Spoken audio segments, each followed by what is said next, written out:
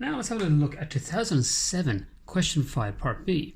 Now this is actually a fairly nice question really, although with the unusual kind of things they ask at the end of it. So we have the usual two spheres moving, hitting each other, and we are looking for angles, speeds, energies, and so on. Okay, so step one we're going to do, like always, is make a table. So we have sphere A and sphere B. There we go. Then we have their masses, which is 4 kg and 8 kg. And usual excursion into actual numbers for a change. And let's look at what's happening before the collision and after the collision. Again, this is one of those rare questions where the table is more useful than the diagram.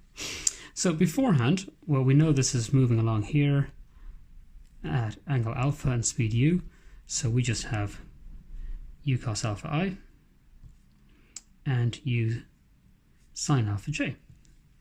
Alright, B is stationary, 0i, 0j.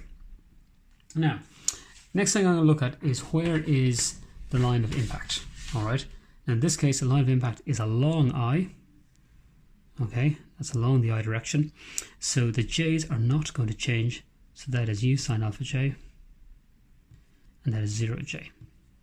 Okay, so we've just got these two here, which as usual we're going to call V1 and V2, both in the I direction. Okay, what else we got? We're told that E is a half. Okay, dokies. So find in terms of U and A the speed of each sphere after a collision. Now this is a little bit unusual because they're actually asking us for the speed rather than the velocity. Okay, so remember we're going to have to get a, we're not going to worry about the direction, but some of them are going to be a bit easier because if you look at this one, that's not moving in the j direction. So the speed will actually just be the velocity in the I direction. This one may be a bit more complicated. Okay, so straight away we're going to set off to find V1 and V2 using the principle of conservation of momentum and Newton's experimental law.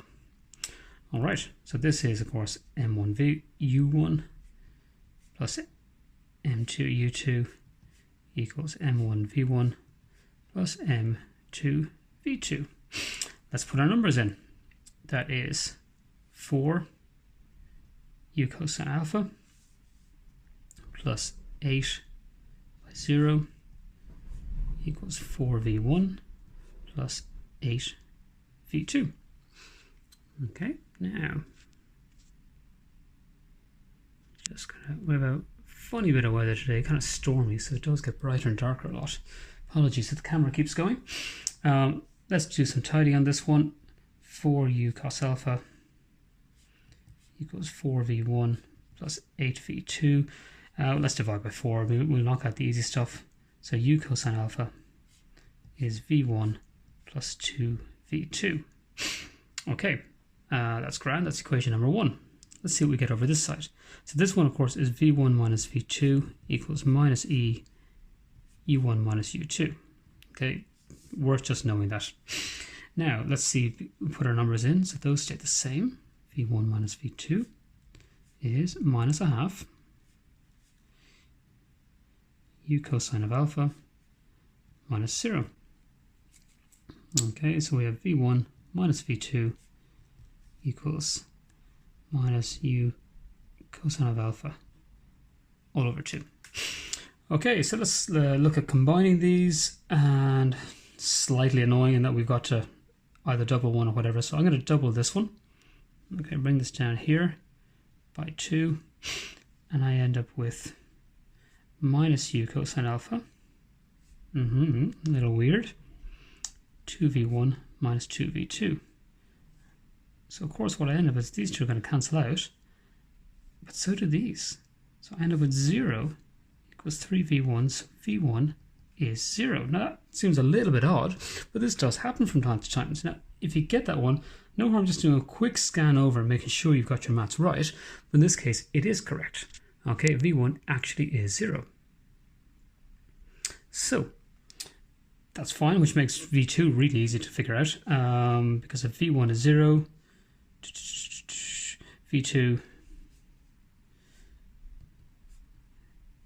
equals u cosine of alpha all over 2. Okay, so we can actually kind of pop those ones there. Equals 0 equals u cosine of alpha over 2. I wouldn't always write them down, but in this question it's a little bit useful. Okay, so this makes the speed very easy to figure out, because we don't have to take any magnitudes and work out our, square root of this squared plus that squared. It just falls out. So the speed of A equals u sine alpha, and the speed of B equals u cosine alpha over 2. All right, that's not so bad. The next thing we're looking at is the angle it's deflected. And again, this is one of those things that might seem odd, but it's actually ridiculously easy. So easy, we're just going to pop it up here if we can fix our exposure. There we go. Well, this is the angle it would continue to go. Okay, that's alpha there. But it was deflected, we had a moment, and it is now going at 0i u sine alpha j, so it's now going up this way. Okay, and the angle is deflected there is going to be theta. So we want to find out what theta is. Well, so this is part 1. I'll do part 2 over here. Well, theta is just 90 minus alpha. I know that's 90 degrees, alpha's there. There we go. It's in terms of alpha, that's in terms of u. That's the second part done, just like that. So the third part is the loss in kinetic energy. Now I'm actually going to show you 2 ways to do this, and it's kind of interesting to think about. All right, so part 3. All right, in this one we're going to do everything.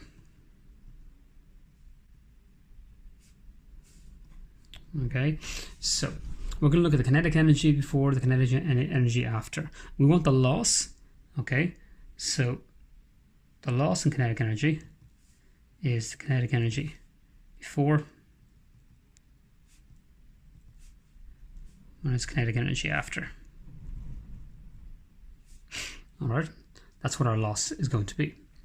So let's look at the kinetic energy before. Now, in this case, I'm going to look at I and J. Okay, not super hard in this question because, of course, we do have a lot of zeros going on, but it does add a little bit to it. So let me just lock this in here. So what's my kinetic energy before going to be? Well, the nice thing is we know that it's moving at speed u. All right, so we don't have to actually break it down all the time. So it is, so kinetic energy, by the way, of course, you know this, obviously, at this point, is a half mv squared. So before is a half by the mass. Remember, only A is moving, so we don't have to worry about A. B, half 4, and it's moving at u. Half 4 u squared. Okay, and plus, I mean, for completeness sake, you can write that in. The other one is not moving, so that equals 2u squared. So you think, actually, that's fairly straightforward, isn't it? It's not so bad. True, you haven't got the other one yet, though. So for the other one, let's see what we'll do. We'll actually see if we can get that to stay behaved. Okay, so that's before. Now, kinetic energy after. Well, for A plus B, we have a half 4. And what's the other one doing? It's u sine alpha. U sine alpha all to be squared plus half by 8, so this is the other one, and it is u cosine of alpha all over 2 all to be squared. So let's begin to pull all this stuff out of it.